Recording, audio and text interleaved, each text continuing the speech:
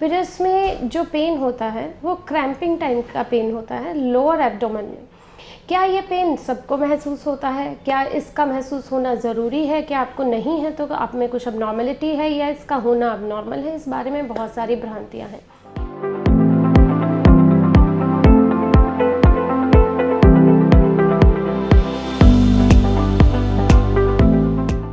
Hello everyone, आज हम बात करेंगे पीरियड्स में होने वाले बदलाव के बारे में।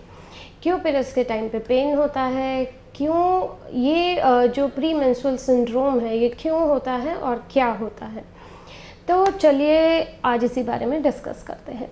प्री मेंस्ट्रुअल सिंड्रोम में बहुत सारी चीज़ें आती हैं, वन बाय वन हम डिस्कस करेंगे। सबसे पहले तो पीरियड्स में होने वाला पेन। पीरियड्स में जो पेन होता है वो क्रैम्पिंग टाइप का पेन होता है लोअर एब्डोमेन में, यानी नाभि के नीचे वाले हिस्से में ये पेन महसूस होता है। और यूजुअली ये पेन पीरियड आने से पहले स्टार्ट होता है और पीरियड आने के बाद ये कम होता जाता है और पीरियड बंद होते होते तक ये ठीक हो जाता है। यंग टीनेजर लड़कियों में ये ज़्यादा देखने को मिलता है, इसको हम डिस्मेनोरिया बोलते हैं।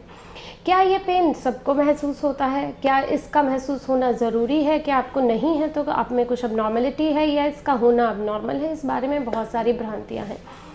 इसका होना कोई ज़रूरी नहीं है किसी फीमेल के लिए। बहुत सारी फीमेल्स को पीरियड में पेन नहीं होता है, उनको कोई दर्द महसूस नहीं होता, कुछ पता नहीं चलता, वो फीमेल्स भी नॉर्मल हैं। और जिनको ये पेन होता है और जिनको ये एक्सेस में पेन होता है वो भी नॉर्मल है। कुछ महिलाओं को जब पीरियड शुरू होते हैं उसके बाद ये पेन होना शुरू हो जाता है और हर पीरियड में ये कुछ दिन के लिए रहता है जब पीरियड होता है और उसके बाद ये ठीक हो जाता है।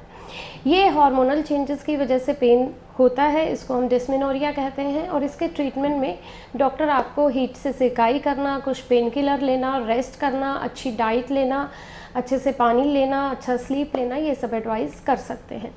लेकिन अगर आपको एक्सेस में पेन होता है पीरियड्स के टाइम पे तो आपको डॉक्टर से कंसल्ट करके एक सोनोग्राफी भी ज़रूर से करवाना चाहिए, क्योंकि जिन लोगों को फाइब्रॉइड, एंडोमेट्रियोमा, ओवेरियन सिस्ट, इस तरह की पैथोलॉजिकल प्रॉब्लम होती है उन लोगों में डिस्मेनोरिया ज़्यादा देखा गया है।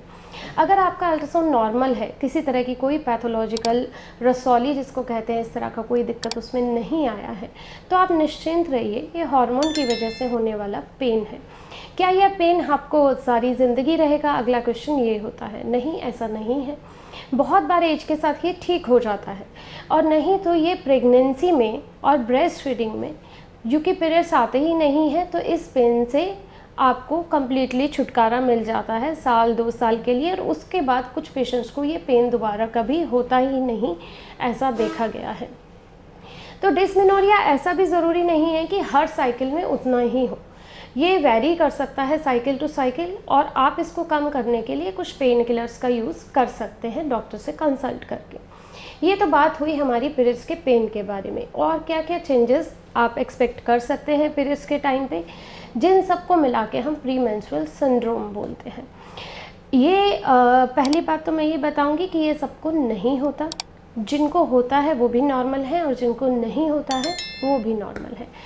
क्योंकि हमारी जो फीमेल्स की बॉडी होती है उसमें काफ़ी तरह के हार्मोनल चेंजेस आते हैं। जब हमें पीरियड शुरू होता है तो हमारा एस्ट्रोजन हाई इन्वायरमेंट होता है। लगभग जब 14 दिन के बाद एग रिलीज़ होता है तो हाई प्रोजेस्टेरोन का इन्वायरमेंट होता है, जिसकी वजह से बॉडी में कुछ चेंजेस आते हैं। बॉडी में फ्लूइड रिटेंशन होता है, आपको ब्रेस्ट में टेंडरनेस यानी पेन महसूस हो सकता है, आपको मूड में चेंजेस हो सकते हैं। पीरियड्स आने से पहले कुछ लोगों को डिप्रेस्ड मूड की प्रॉब्लम होती है, कुछ को एंजाइटी, इरिटेशन की प्रॉब्लम होती है और पीरियड्स में पेन होना, इस तरह की प्रॉब्लम्स हो सकती हैं। इसके अलावा आपकी फूड हैबिट्स में भी चेंजेस आ सकते हैं। आपको कोई स्पेसिफिक फूड खाने की क्रेविंग हो सकती है, आपकी एपेटाइट चेंज हो सकता है, आपका स्लीप साइकिल चेंज हो सकता है। आपको ऐसा लग सकता है कि आपका कोई काम करने का मन नहीं कर रहा, जैसे आपको शरीर में जान नहीं है, जैसे आपको रेस्ट की ज़रूरत है, इस तरह की फीलिंग्स आपको आ सकती हैं। और इसकी अगर ये सब चेंजेस थोड़े बहुत हैं, मैनेजेबल, बियरेबल है, तो आपको इसके लिए कुछ करने की ज़रूरत नहीं है। आप निश्चिंत रहें। ये हार्मोनल रिलेटेड चेंजेस है जो कि हार्मोन्स के बदलाव के साथ जैसे ही आपको पीरियड आएगा, एस्ट्रोजन सिक्रीट होना शुरू होगा बॉडी में, आप कम्प्लीटली नॉर्मल फील करना शुरू कर देंगे। लेकिन आपके साथ के जो लोग हैं, जो घर के बाकी सदस्य हैं, उनको समझना चाहिए कि पीरियड्स से पहले थोड़े बहुत मूड में चेंजेस हो सकते हैं, लो मूड, लेथार्जी, पेन, ये सारी प्रॉब्लम्स हो सकती हैं। दूसरी चीज़, अगर आपको ये सिम्टम्स बहुत ज़्यादा हैं तो आप डॉक्टर से मिलें। डॉक्टर आपको कुछ मल्टीविटामिन्स, इवनिंग प्रिमरोज़ ऑयल, ये सब एडवाइस कर सकते हैं। और ज़रूरत पड़ने पर अगर ज़्यादा सिवियरिटी होती है तो कुछ हायर मेडिकेशंस की भी आपको ज़रूरत पड़ सकती है।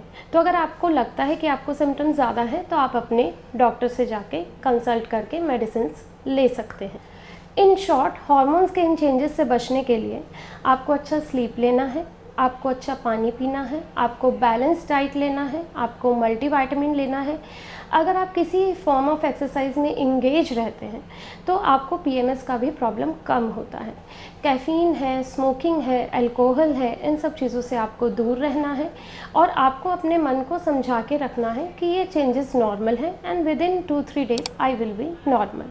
आई होप मैंने आपकी काफ़ी सारी क्वेरीज सॉल्व करी होंगी। अगर फिर भी आपके कुछ क्वेश्चन हो तो आप कमेंट सेक्शन में लिख के पूछ सकते हैं। हम रखें आपका ख्याल।